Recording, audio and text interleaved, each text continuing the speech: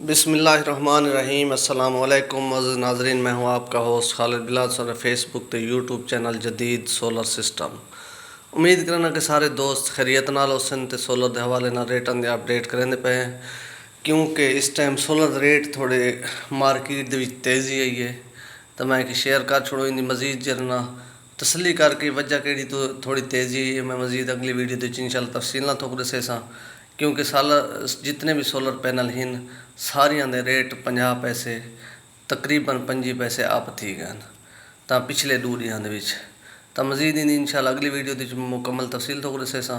बाकी इस टाइम जी पोजीशन चलती पे मार्केट की, सब तो पहले थोक दसाऊँ चल लोंजी हैमो X10 उनका इस टाइम 42 रुपये पर वाड़े पिया, और बाकी लोंजी हैमो 7 जी पोजीशन है पे वो है पे 41 रुपये।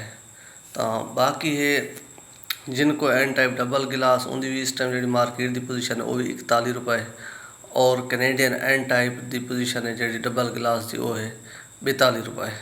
और बाकी है पिया कराउन की भी इस टाइम जी पोजीशन है मार्केट की वो भी 39 रुपये 50 पैसे, क्योंकि उनका रेट पहले तो थोड़ा 50 पैसा डाउन था।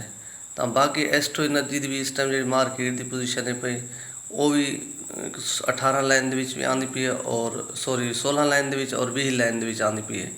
तो जो 20 लाइन वाला है पे उनका 1 रुपया रेट आपे पिया, वो इस टाइम मार्केट के 39.5 रुपये चलता पाया, और बिया 38.5 रुपये चलता पाया 16 लाइन वाला 585 वाट। और इस तो इलावा बाकी जो माल हैं पे सनकोर की इस टाइम जी पोजीशन है पे वो 36.5 रुपये 585 16 लाइन का जोड़ा माल है। उनका भी जो 20 लाइन का माल 18 लाइन का जोड़ा माल है पिया उनकी 38.5 रुपये मार्केट है 585 डबल गिलास की।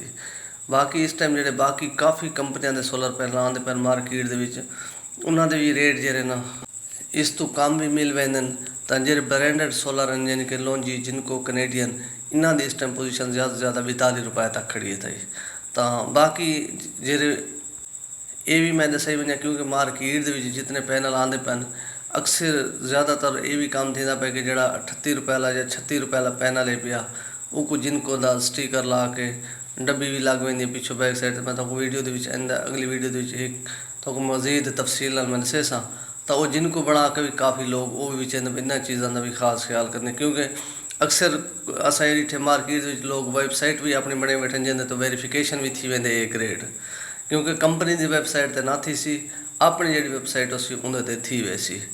तो बाकी इन्होंने चीज़ों के काफ़ी जिनको भी ज़्यादातर बाकी क्योंकि कैनेडियन का नहीं थी सकता, कैनेडियन का जो ओरिजिनल माल है पे उन्हें शीशे के अंदर प्रिंट होंगे कैनेडियन का बाय माल को बना नहीं सकते, क्योंकि शीशे के अंदर प्रिंट तो थी नहीं सकता, डब्बी भी चेंज कर सकते स्टिकर भी पिछों ला सकते जरा स्कैन थी वे।